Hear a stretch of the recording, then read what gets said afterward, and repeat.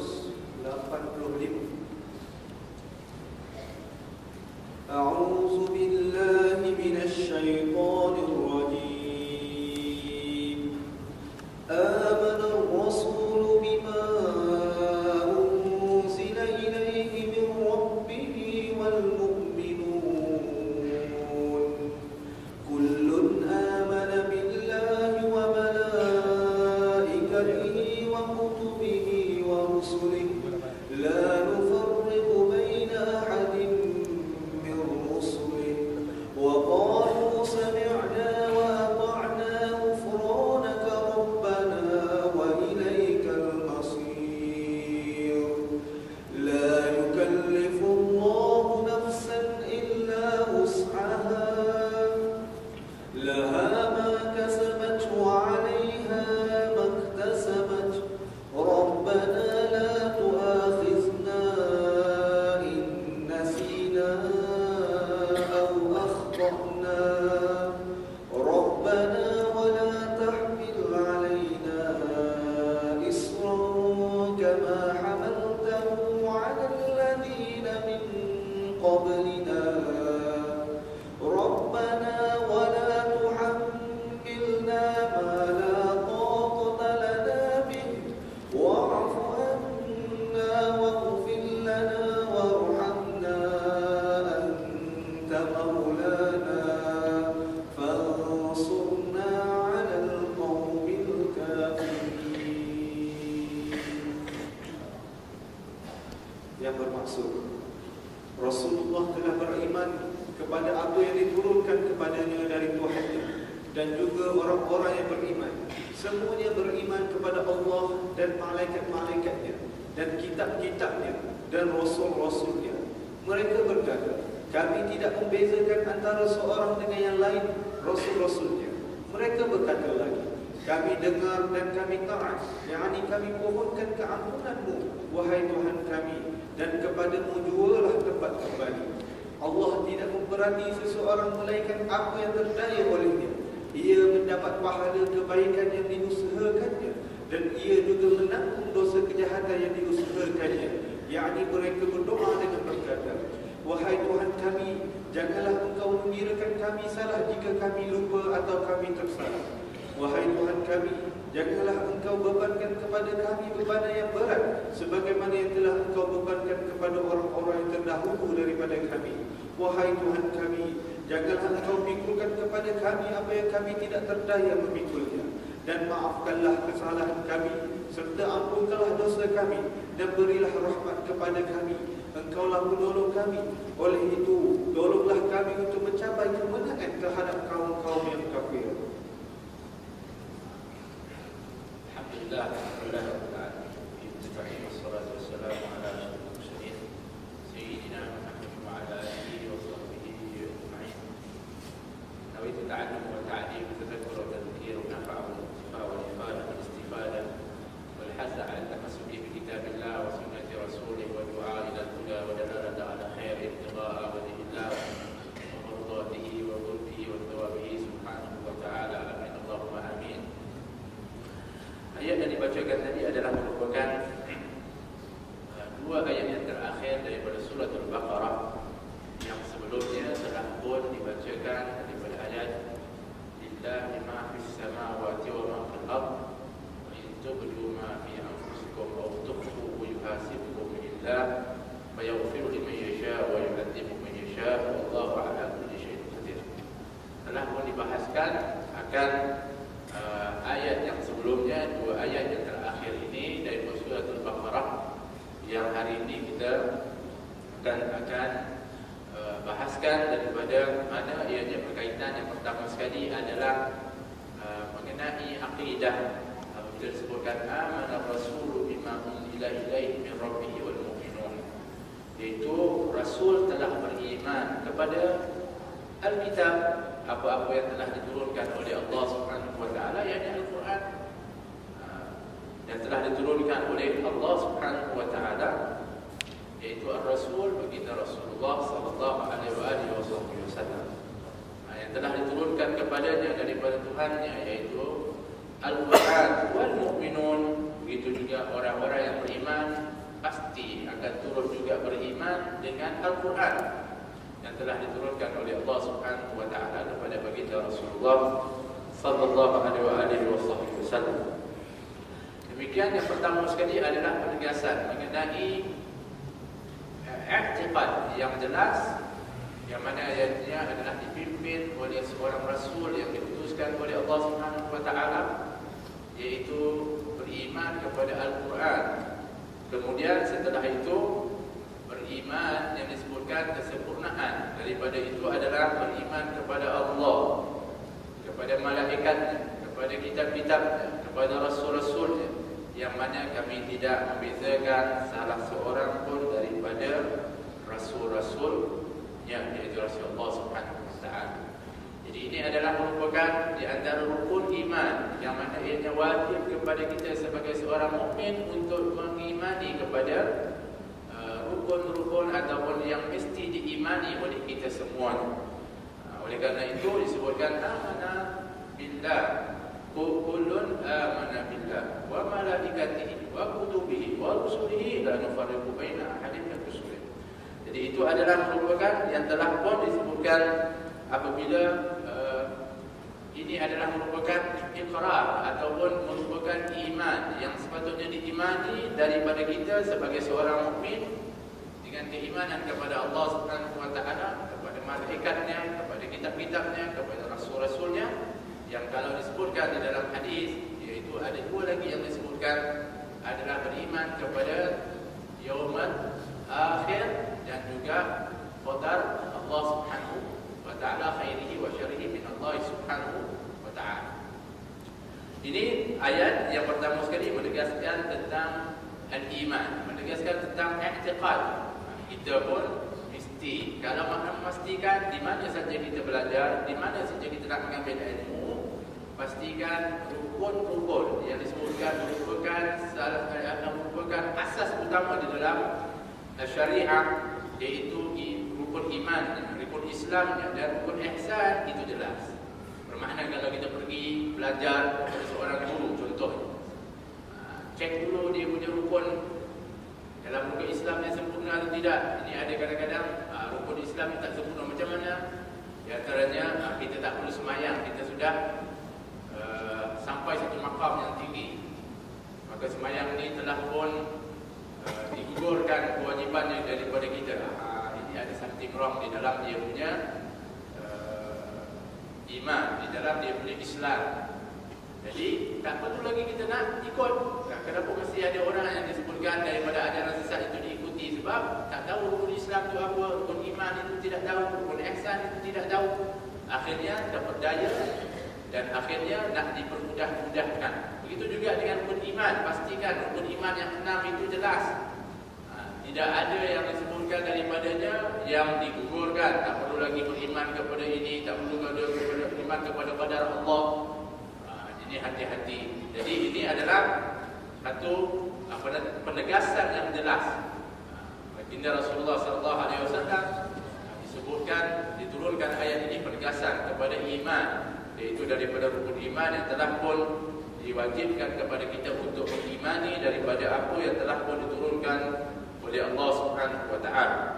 Dan dua ayat ini adalah dua ayat yang paling utama, di antaranya disebutkan dalam hadis, ayat yang mana disebutkan merupakan daripada khazanah atau harta yang cukup berharga yang didapati daripada arash, di bawah arash Allah Subhanahu wa taala. Nanti kita akan sebutkan fadilah daripada membacanya. Akan tetapi disebutkan tadi di antara kalimat yang mungkin untuk kita nak fahami, la nufarriqu baina ahadin min rusulih, iaitu yang disebutkan kami tidak membeza-bezakan di antara seseorang pun dengan yang lain dari rasul-rasulnya. Apa yang dimaksudkan yang tidak dibezakan? Sedang kita ini sentiasa diingatkan dan mengetahui bahawa di antara mereka itu ada kedudukan yang tersendiri daripada para rasul. Di antaranya ulul azmi minar rusul, ataupun yang dipanggil sebagai ulul azmi. Maknanya mereka ada keutamaan yang telah pun diiktiraf oleh Allah Subhanahu wa taala, iaitu ada perbezaan dengan rasul-rasul yang lain, kelebihan yang disebutkan oleh Allah sebagai ulul azmi. Apatah lagi yang disebut sebagai Sayyidul Mursalin, penghulu kepada para rasul, baginda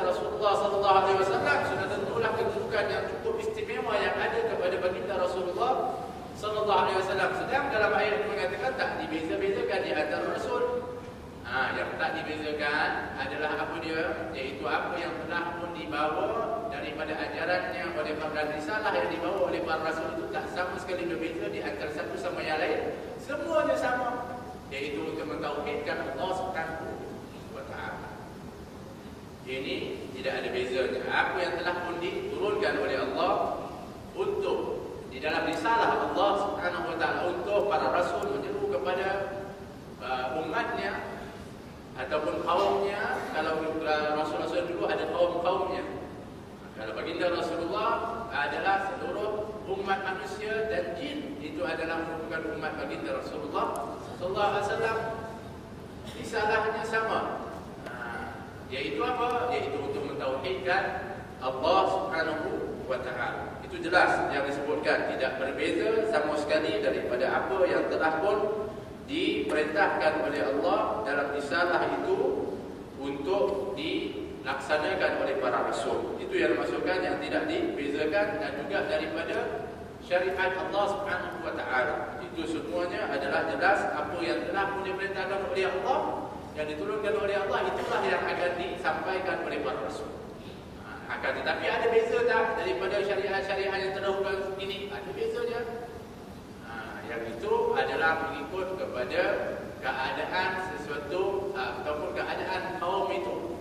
Dan juga yang disebutkan bahawa umat Nabi Muhammad adalah umat marhumah, umat yang dirahmati oleh Allah Subhanahu wa ta'ala, yang mendapatkan rahmat yang cukup luas dan dikurniakan oleh Allah Subhanahu wa ta'ala. Wa qalu sami'na wa ata'na. Maka oleh kata kemudian mereka mengatakan apa? Sami'na wa ata'na, kami mendengar dan kami taat. Mereka mengatakan kami dengar dan kami taat. Ini adalah kalimat yang sepatutnya keluar daripada mulutnya seorang mukmin, seorang yang beriman kepada Allah. Apabila diperintahkan oleh Allah Subhanahu wa ta'ala, maka mereka orang-orang mukmin, iaitu mereka juga di zaman Nabi, para sahabat, diajarkan oleh Nabi supaya menyebut sami'na wa ata'na. Jika mana turun ayat lillahi ma fis samawati wa ma fil ardh, ketika itu mereka datang kepada Nabi sallallahu alaihi wasallam. Ini disebutkan mungkin daripada riwayat Muslim sebab nuzul daripada ayat ini. Mereka kata, ya Rasulullah, kami rasa dibebani dengan satu bebanan yang kami tak mampu untuk nak, ataupun satu taklif yang kami tak mampu untuk nak buat. Dan Nabi, adakah kami ingin untuk menjadi seperti Bani Israel yang apabila diperintahkan oleh Allah melalui Rasul mereka, mereka mengatakan sami'na wa asaina, kami dengar dan kami bermaksiat ataupun menentangnya. Sepatutnya kita para mukmin ini, kata Nabi, adalah mengatakan qalu sami'na wa ata'na, kami dengar dan kami taat. Jadi oleh kerana itu, orang-orang mukmin itu sifatnya, bagi kita ini sebagai mukmin, sifatnya mestilah kalimat yang sentiasa keluar apabila kita mendapat perintah daripada Allah adalah sami'na wa ata'na. Sebab itu ada yang disebutkan dalam perkara-perkara yang disebutkan amrun ta'abbudi, iaitu perkara yang mana ianya adalah merupakan nilai ibadah kepada Allah. Tak mampu kadang-kadang kita nak tahu apa sebabnya, kenapa, seperti mana kita kata rakaat dari solat berapa sekian, kenapa dan sebagainya, walaupun ada kajian dan sebagainya, akan tetapi itu adalah merupakan amrun ta'abbudi, perintah di dalam kita ini mengabdikan diri kepada Allah. Dah Tuhan kita, dah Tuhan kita perintahkan kepada kita sebagai hamba adalah kita taat. Maknanya kalau kita di Tuhan pun, Tuhan sebagai Tuhan kepada seorang daripada suruhan kita, kita minta dia untuk ambil air, dia sebagai orang yang kita suruh mestilah memenuhi daripada permintaan kita. Kalau dia kata nak buat apa air, mesti kita marah. Dah kita minta air pun dia banyak tanya pula. Begitulah kita kalau dengan Allah Subhanahu wa ta'ala dah perintahkan kepada kita, maka sepatutnya apa saja yang diperintahkan oleh Allah, katakanlah sami'na wa ata'na, kami dengar dan kami taat. Itu adalah kewajiban kita sebagai hamba kepada Allah. Maka kalau kita sebut, kalau kita sahut dari apa yang diperintahkan oleh Allah dengan kalimat sami'na wa ata'na, maka ketika itu barulah dapat title. Kalau benar-benar ikhlas, kalau benar-benar kita laksanakan, dapat title yang disebutkan abdullah atau ibadallah, barulah dapat title hamba Allah. Tapi kalau kita masih lagi buat pun masih terpaksa, belum lagi yang disebutkan sebagai taat, tapi masih lagi yang disebutkannya adalah terpaksa, susah sangat, macam kalau boleh tak nak buat, maka kita belum lagi dapat dikaitkan penghambaan kita dengan Allah. Mungkin masih lagi kita jadi hamba kepada nafsu, mungkin kita masih lagi hamba kepada harta, mungkin kita masih lagi hamba kepada dunia. Tapi kalau kita benar-benar ketika itu sami'na wa ata'na, kami dengar ya Allah dan kami terus taat. Tak ada rasa apa, tak ada ini, terus ketika itu taat kepada Allah, maka title yang disebutkan hamba Allah yang ianya telah dikurniakan oleh Allah dan diiktiraf oleh Allah kepada Nabi kita Muhammad sallallahu alaihi wasallam itu, kita akan boleh dapat dengan kita menyambut dari perintah Allah Subhanahu wa taala dengan mengatakan sami'na wa ata'na. Ghufranaka rabbana wa ilaikal masir. Kemudian disebutkan setelah kita menyebutkan demikian, kemudian kita memohon keampunan, iaitu mereka itu mengatakan kami telah pun mendengar dan kemudian kami taat, dan mereka pun berdoa dah dengar, kemudian mereka terus ketika itu menyambut daripada perintah ata'at. Kemudian mereka samping itu berdoa pula ghufranaka, yaitu ampunilah kami wahai Allah, dan kepada Engkau lah dapat kembali. Bermakna ini sifat seorang hamba. Ada datang amar, perintah, sahut terus. Tapi ialah yang nama manusia ini lemah, yang nama manusia lupa, yang nama manusia salah. Kami sahut, kami buat terus, kami ambil, kami terima, kami tak ada masalah untuk buat. Kami manusia. Kadang-kadang kami ambil, kami buat, kami salah. Kadang-kadang kami ambil, kami terima terus, tapi lupa. Yang ini ya Allah, dalam hal ini kami mohon ampun kepada-Mu. Ini sifat seorang mukmin. Sifat seorang mukmin juga, selain daripada dia apabila mendengar taat, begitu juga banyak memohon keampunan kepada Allah Subhanahu wa taala. Ini sifat seorang mukmin. Mesti pertamanya dia apabila datang kepadanya perintah, dia taat. Yang keduanya banyak-banyak mohon ampun. Kenapa banyak mohon ampun? Sentiasa tahu dan sentiasa ingat bahawa dirinya tak mampu di dalam menunaikan, di dalam kesempurnaan, di dalam pengabdian diri kepada Allah Subhanahu wa taala. Tak mampu untuk membalas akan apa yang dikurniakan oleh Allah Subhanahu wa taala. Ini seorang mukmin yang disebutkan mahal khata' wa nisyan, tempat yang salah dan lupa. Jadi sebab itu kena banyak sentiasa memohon keampunan kepada Allah Subhanahu wa taala. Kemudian antara sifat yang lain disebutkan seterusnya adalah ghufranaka rabbana wa ilaikal masir. Kemudian wa ilaikal masir, kepada Engkau lah tempat Engkau lah kami kembali, iaitu sentiasa mengingati kepada yaumul qiyamah ataupun yaumul akhir. Sentiasa ingat akhirat. Ini orang mukmin. Kalau di dalam hati seseorang itu dunianya melebihi daripada akhiratnya, dia juga lagi disebutkan orang yang sempurna imannya, belum lagi disebutkan hamba Allah. Tapi orang-orang mukmin, ingatannya itu adalah daripada tempat yang kekal abadi. Di sanalah tempat matlamat dan tujuannya. Maka apabila dia mohon ampun dan sentiasa mengingati kepada tempat yang dia bakal tuju, kemudian dia ingat ketika itu di mana yang dia akan kembali, ini adalah sifat seorang mukmin. Baru kita akan berjaya di dalam kehidupan kita sebagai seorang mukmin. Jadi ayat yang pertama ini adalah penegasan mengenai akidah, iaitu bagaimana keimanan yang sebenarnya yang didasarkan oleh Al-Quran, yang telah disebutkan Nabi sendiri dengan keimanannya kepada Al-Quran dan para mukminin. di zaman baginda Rasulullah, yaitu para sahabat semuanya berada di belakang baginda Rasulullah di dalam beriman kepada Al-Quran yang diturunkan oleh Allah. Semua mereka itu, masuklah Rasulullah dan para pengikutnya, yaitu para sahabat ridwanullahi alaihim ajma'in, mereka itu beriman kepada Allah, mereka itu beriman kepada malaikat, mereka itu beriman kepada kitab-kitab, mereka beriman kepada rasul-rasul yang telah diputuskan oleh Allah Subhanahu wa taala. Dan mereka ini pula apabila sudah sampai daripada perintah Allah Subhanahu wa taala, mereka menyebutkan sami'na wa ata'na, dan mereka juga memohonkan keampunan kepada Allah dan sentiasa ingat bahawa mereka adalah orang yang akan kembali kepada Allah, yang apabila kembali kepada Allah sudah ada janji-janji yang telah ditetapkan oleh Allah Subhanahu wa taala. Hadirin rahmati oleh Allah Subhanahu wa taala.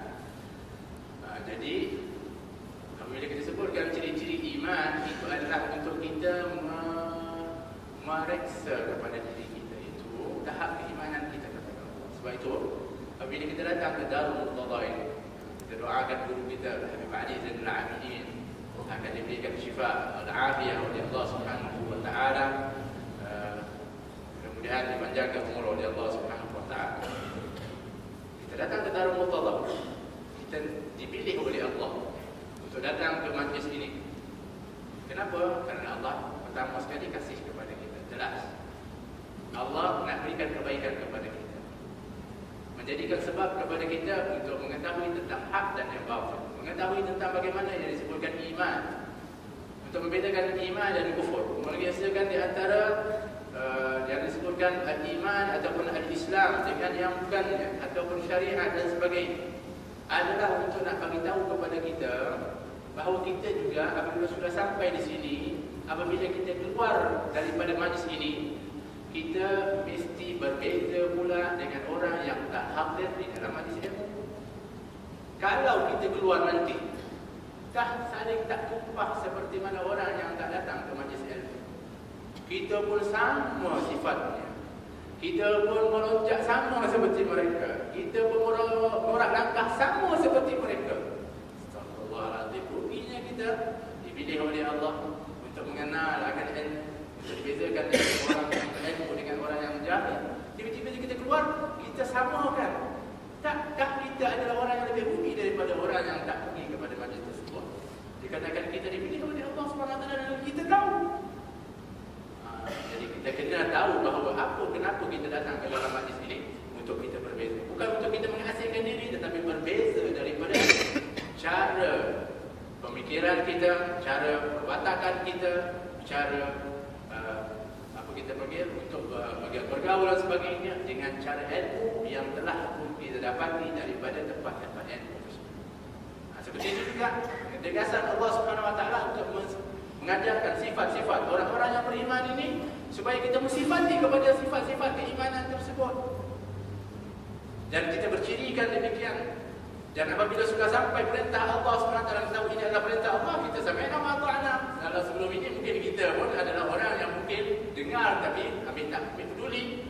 Tapi apabila kita sudah sampai ke majlis ilmu ini, dah tahu dah ciri orang yang beriman bagaimana, sudah tahu yang disebutkan adalah kita ini sebagai orang yang beriman mesti menyambut daripada apa yang diperintahkan oleh Allah dan telah pun dicontohkan oleh baginda Rasulullah. Kita pun mesti sifat sami'na wa ata'na juga.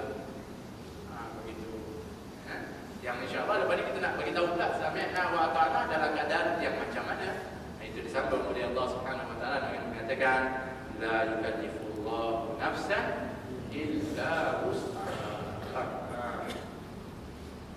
Nah, kita dah terima dah.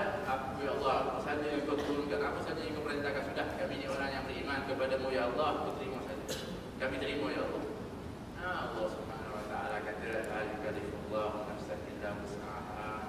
Okey, bagus kamu terima, tapi aku pula sebagai Tuhan, yakni Allah sebagai Tuhan yang Maha Pengasih ini, Allah, kami tidak akan, kata Allah Subhanahu wa taala, membebankan kepada kamu dengan apa-apa yang kamu tidak mampu untuk laksanakan. Subhanallah. Nah, dah sebut lepas dah ikrar dah sami'na wa ata'na. Kan, sepatutnya kalau kita kata ini kita bagi orang video. Bukan aku boleh buat, okey, aku boleh buat, no problem. Kita sudah boleh buat anak aku teruskan. Tak pula kita takkan kita teringin pula. Tak apalah aku ringankan sikit lagi. Tak ada, kita dah boleh buat, bagus.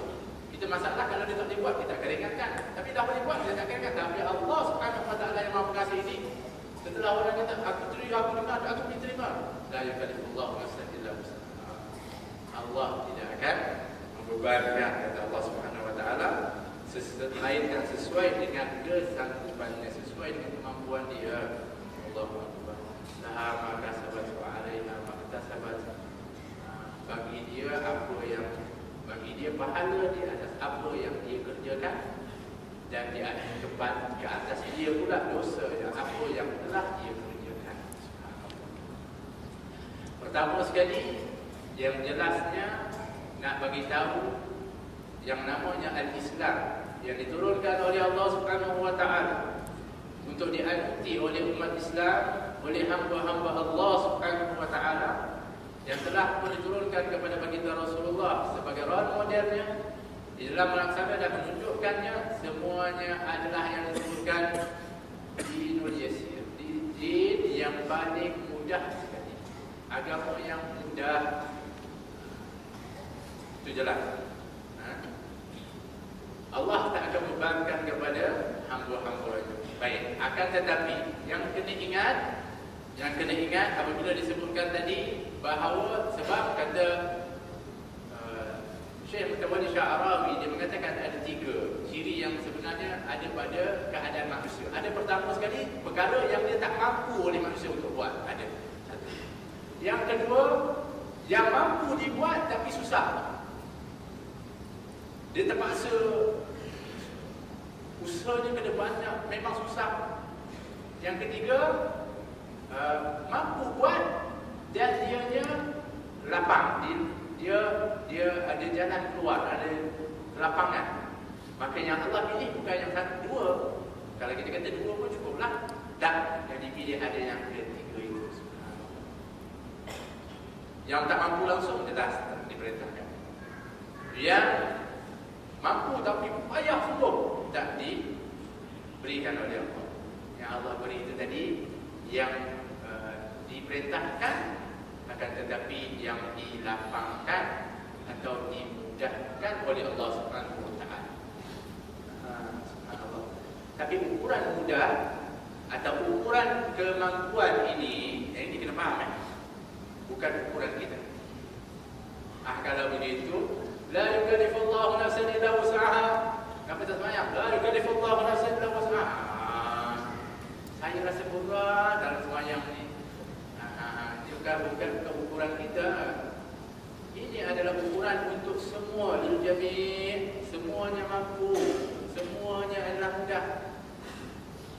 Diberikan, khususnya daripada perkara-perkara yang fardu itu semuanya mampu untuk kita buat. Kalaulah sekiranya nak ditambah, buat perkara yang sunnah. Yang itu yang banyak ditambah oleh para ulama. Taklif bagi mereka bertambah. Tapi asalnya yang telah pun diperintahkan oleh Allah, semua buat sama. Subhanallah. Jadi, la yukallifullahu nafsan illa wus'aha. Allah tidak akan membebankan seorang setiap satu jiwa itu dengan perkara yang menyusahkan ataupun satu perkara yang dia sesuai dengan apa yang dia sanggup ataupun apa yang dia mampu untuk buat. Laha ma kasabat wa 'alaiha ma iktasabat. Dan bagi dia pahala dengan apa yang dan kebaikan yang dia buat, dan di atasnya dosa apa maksiat yang dia telah lakukan. Baik. Jadi dengan ayat ini, para sahabat wa tabi'in mengatakan ayat ini menasahkan kepada ayat yang sebelumnya. Yaitu Allah mengatakan, wa in tubdu ma fi anfusikum aw tukhfuha yuhasibukum billah. Aw tukhfuhu yuhasibukum billah. Jadi kalau apa perkara yang kau telah pun buat, katakan, dan apa yang kau telah sembunyikan akan dihisap oleh Allah Subhanahu Wa Taala. Sehingga masa para sahabat ini yang ini tak mampulah, kalau lintasan pun ada yang ambil kira niat, nanti mungkin ada rasa-rasa teringin, itu akan dikira oleh Allah, maka kami habis. Disebutkan dari Rasulullah SAW, laha ma kasabat, usaha, mesti ada usaha, wa alaiha muktasabat. Tapi para ulama mutaakhirin juga, ulama yang menyebutkan dia bukan menasahkan, tapi yang mengatakan dinasahkan itu para sahabat tabi'in. Kerana mereka ini adalah maqam yang cukup tinggi. Mereka tak nak itu dijadikan sebagai perosak sedikit pun daripada kemurnian keimanannya kepada Allah dan ketaatannya kepada Allah. Dia rasa ayat tadi menasahkan Rasul. Tapi kita mengatakan, ataupun para ulama mengatakan tidak, dia adalah menerangkan maksud daripada ayat yang di atas itu, iaitu jelas yang lintasan tak diambil kira, kalau dia dibuat baru dikira oleh Allah, akan tetapi ada niat dan azam yang dikira oleh Allah. Di antaranya memang sudah bulat tekadnya, memang dia dah nak buat dah, memang dah pun ketika itu dengan niat dia buat, dengan niat sudah terbentuk perbuatan, maka itu sudah dinilai oleh Allah Subhanahu Wa Taala. Tapi kalau baru-baru niat, kalau baru-baru rancang, sebab itu Allah berikan lagi kemudahan. Allah mengatakan laha ma kasabat. Apa perbezaan kasabat wa iktasabat? Iktasabat disebutkan perbezaannya. Kasabat yang disebutkan adalah iaitu dia baru niat, dia baru nak buat sikit-sikit, dia baru itu sudah diberikan pahala oleh Allah. Tapi kalau iktasabat, itu dia kena betul-betul buat, dia betul-betul usaha. Lepas tu pula dengan susah hari ni nak kita nak buat benda-benda yang tak baik, duit nak kena bayar, tapi orang sanggup untuk bayar. Apa? Semakin banyak orang ada duit, semakin orang membeli kepada maksiat. Orang membeli kepada lara, orang membeli kepada yang melalaikan. Ini ada siaran berbayar.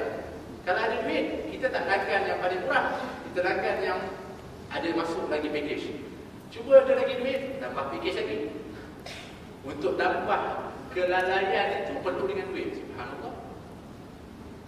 Nah, sebab itu dikatakan orang yang dapat dosa ni sebenarnya sepatutnya dia perlu usaha, dia kena usaha berat. Dia kena susah, dia kena banyak usaha. Tapi dikarenakan ini adalah keinginan nafsu yang banyak, maka dia sanggup untuk mengorbankan apa saja untuk mendapatkan. Maka wa 'alaiha maktasabat. Ke atas dia itu dosa daripada maksiat yang telah dia sungguh-sungguh dan telah buat. Tapi kalau nak dapat pahala, senang. Datang majlis tidur dapat pahala. Tidur je ke belakang. Dapat pahala pula. Dapat pula bulan-bulan pula. Dan pun datang singgah. Malam ni tak ada kerja, buat apa, tengok TV, boring apa semua. Lagi dia datang ada jabat. Tak ada niat nak belajar, tak ada nak apa, duduk saja. Dapat juga. Dia juga diampunkan, kata Allah SWT. Umul qaum la yashqa bihim jalisuhum. Mereka itu adalah kaum yang tak rugi ataupun celaka orang yang duduk di dalam.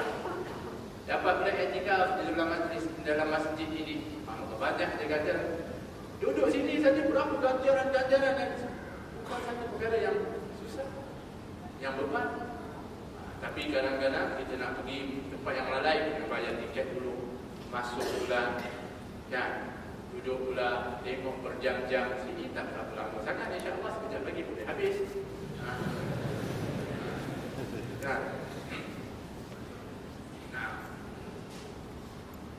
Rabbana la tu'akhidna in nasina wa akhtana.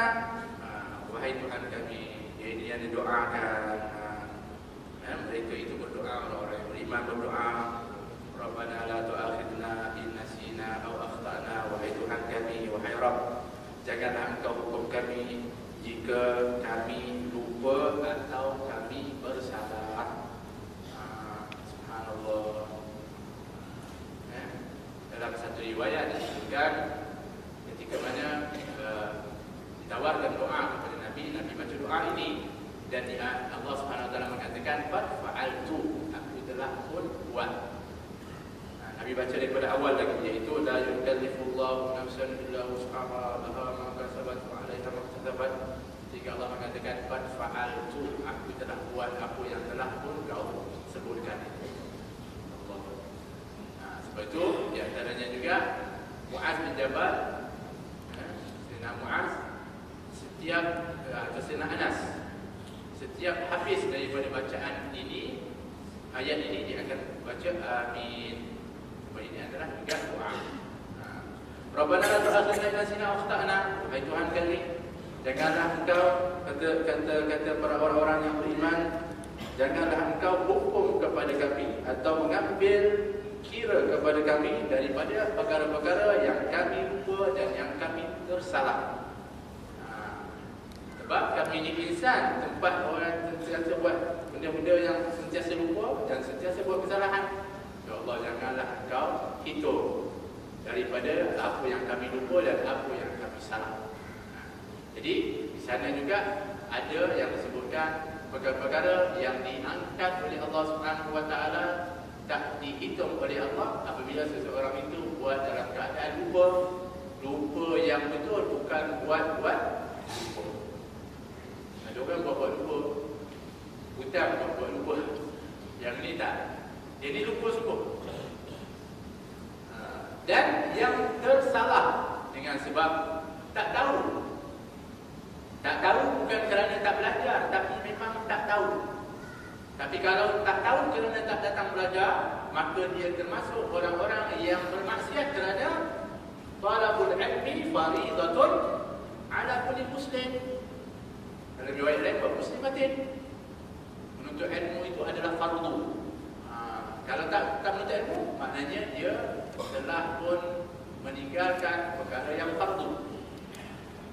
Jadi yang dia tak tahu tadi, yang kita kata betul-betul tak tahu, yang tersalah, maka dia minta ampun kepada Allah Subhanahu Wa Taala. Itu juga dalam riwayat yang masyhur, Allah mengangkat qalam dan menulis daripada orang-orang yang lupa, orang-orang yang tak tahu, orang-orang yang tidur ataupun orang yang mana hilang akal sehinggalah dia sedar. Dalam riwayat seperti itu. Itu yang pertama diminta kepada Allah Subhanahu Wa Taala. Yang keduanya adalah Rabbana wa la tahmil 'alaina isran kama hamaltahu 'ala alladziina min qablina. Wahai Tuhan kami, janganlah Engkau bebankan kepada kami suatu beban yang berat sebagaimana Engkau bebankan kepada orang-orang yang sebelum daripada kami atau umat sebelum kami. Ini kalau kita tengok dalam kitab yang ditulis oleh Habib Muhammad bin Alawi Al-Maliki, Syaraful Ummah Muhammadiyah, kita boleh tengok betapa umat Nabi Muhammad ini mendapatkan kemudahan yang cukup istimewa oleh Allah berbanding daripada umat-umat yang sebelumnya. Di antaranya, dimudahkan kepada kita untuk bertaubat apabila berbuat kesalahan. Kalau umat dahulu, umat Nabi Musa, macam mana mereka bertaubat? Faqtulu anfusakum. Hendaklah kamu itu membunuh dirimu. Nak taubat kan? Bunuh diri. Allah. Sanggup tak? Nak taubat kena bunuh diri. Tak, kita astagfirullah, solat 2 rakaat taubat, ya Allah, azam betul-betul tak mengulangi, tinggalkan. Kemudian ketika itu menyesal, habis dosa kita, subhanallah. Kalau umat dahulu, zakatnya berapa? Zakat umat dahulu 1/4 daripada harta.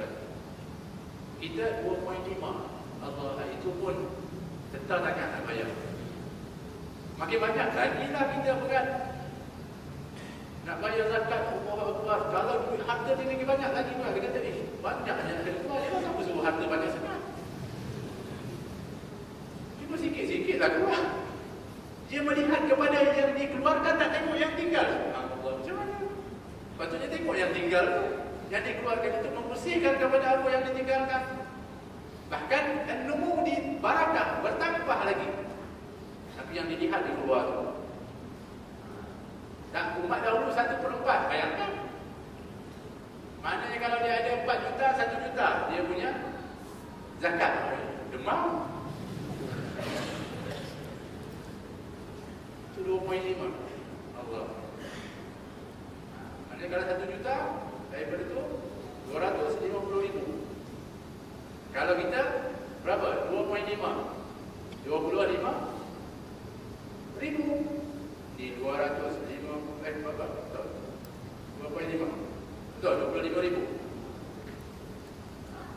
seperempat, 200 berapa banyak gandaan.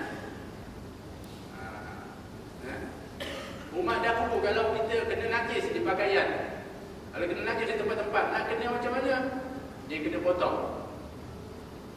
Dia kena potong. Tempat najis tu tak boleh ada. Jadi kalau ada kena najis, kena potong. Kena najis, kena potong. Kita pakai macam mana? Pakai air. Hilang bau, warna dan rasa, kena potong. Allah, umat Nabi Muhammad SAW pun minta kepada Allah, jangan kamu, ya Allah, bebankan kepada kami seperti umat dahulu. Memang Allah dah berikan, fa'al tu, aku telah buat pun. Kata Allah Subhanahu Wa Taala, dah berikan kelebihan kepada umat Nabi Muhammad. Kemudian, Rabbana wa la tahmil 'alaina isran kama hamaltahu 'ala alladziina min qablina, Rabbana wa la tuhammilna ma la taqata lana bih. Ya Allah, janganlah Engkau pikulkan kepada kami apa-apa yang kami tak mampu untuk memikulnya. Janganlah Engkau timpakan kepada kami ataupun yang kami tak mampu untuk menanggungnya. Di sini kata para ulama yang masukkan adalah bala ataupun musibah. Ya Allah, kalau timpa, janganlah timpa berat-berat yang kami tak mampu.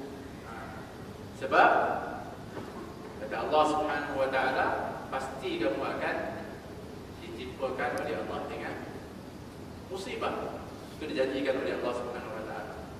Wala nabluwannakum bi syai'in minal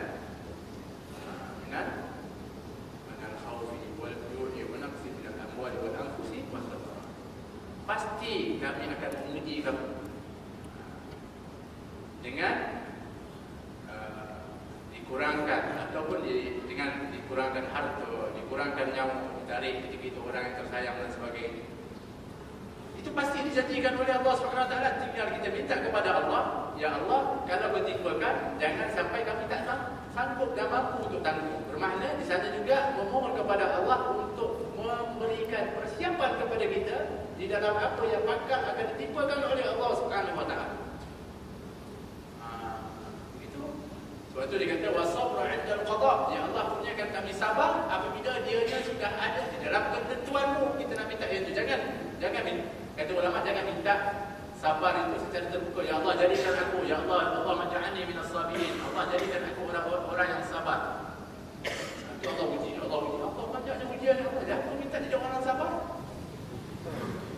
Macam mana nak jadi orang sabar kalau tak diuji oleh Allah yang kamu minta?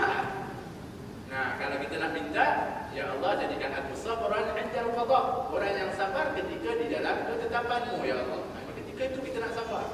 Tapi kalau minta sabar saja, kalau takut nanti ditimpa, kita tak sabar dah.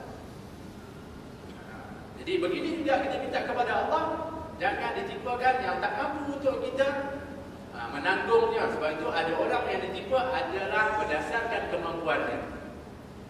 Bermakna apabila seorang tu kita tengok, tapi dia adalah atas kemampuan dia dalam menanggung kepada apa yang ditimpakan oleh Allah Subhanahu Wa Taala. Sebab itu disebutkan berat mata memandang, berat lagi bahu yang memikul. Tapi orang yang memikul itu dia mampu untuk memikulnya kerana Allah janjikan ketika itu yang ditimpakan adalah yang mampu untuk dia tanggung. Tapi kadar kesabaran itu yang membezakan. Bukan orang yang tak mampu untuk nak dia menanggung, tapi dia tak sabar. Baik. Tapi apa yang ditimpakan adalah berdasarkan apa daripada kemampuan. Tapi itu juga berdasarkan kepada doa. Kepada wa'fu 'anna. Maka ya Allah, ampunkanlah kepada kami, waghfir lana.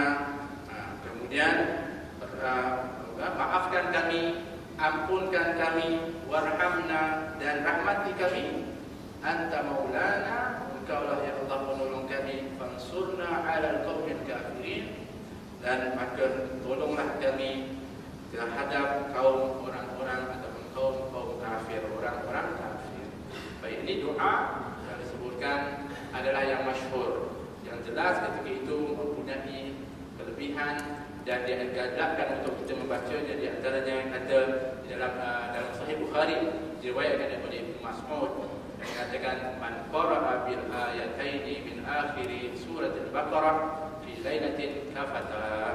Barang siapa yang membaca dua ayat ini, iaitu daripada akhir surah Al-Baqarah pada malam hari, maka kedua ayat ini adalah mencukupi baginya. Maknanya sudah ketika itu mencukupkan, ketika itu daripada amalannya, daripada kelebihannya dicukupkan oleh Allah Subhanahu wa taala. Baik, ini diantaranya adalah kelebihan. Sebab itu dia galakkan untuk kita membaca daripada dua ayat ini dan jadi amalan. Diantaranya diajarkan untuk kita membaca selepas daripada solat. Jadi yang diminta di sini kalau kita tengok ada 7 doa. 7. Semuanya ada 7. Dan 7 ini adalah merupakan perkara yang cukup penting yang dimohon kepada Allah Subhanahu wa taala, dan Allah telah menjanjikan dengan qabul oleh Allah Subhanahu wa taala. Sebab itulah disebutkan apabila baca ayat ini amin. Kemudian disebutkan qad fa'altu, aku telah pun melaksanakannya, kata Allah Subhanahu wa taala. Maka digalakkan untuk kita beramal dengan ayat ini, untuk kita bacakan seperti mana yang kita bacakan juga dalam Ratibul Haddad yang kita baca sebelum ini. Ada kandungan daripada ini kerana ianya adalah merupakan doa yang cukup jelas daripada Allah Subhanahu wa taala yang mengajarkan kepada kita untuk membaca doa ini, memohon kepada Allah. Hatta Imam Al-Haddad ketika mana dia tulis bait alaika bi taqullah, itu di akhir daripada bait 3 bait itu adalah kandungan doa, dan doa yang diminta itu adalah kandungan yang ada 7. Ketika disyarahkan kenapa 7 doa di dalam kandungan itu, dikatakan adalah aku mengambil dan juga mencontohi kepada doa yang telah diajarkan oleh Allah di dalam Al-Quran, dalam surah Al-Baqarah ini, iaitu 7. Maka dia buat 7 doa juga. Subhanallah, para ulama dahulu semuanya merujuk kepada daripada Nas. Kalau ada orang dah ulama itu tak ikut Nas, itu bohong. Mereka yang tak tahu sebenarnya, tapi mereka sangat detail, hatta apa saja daripada kehidupan mereka berdasarkan kepada Nas. Jadi insya-Allah itu yang kita dapat sedikit daripada ini, kerana ada kitab lain yang kita akan bacakan. Wallahu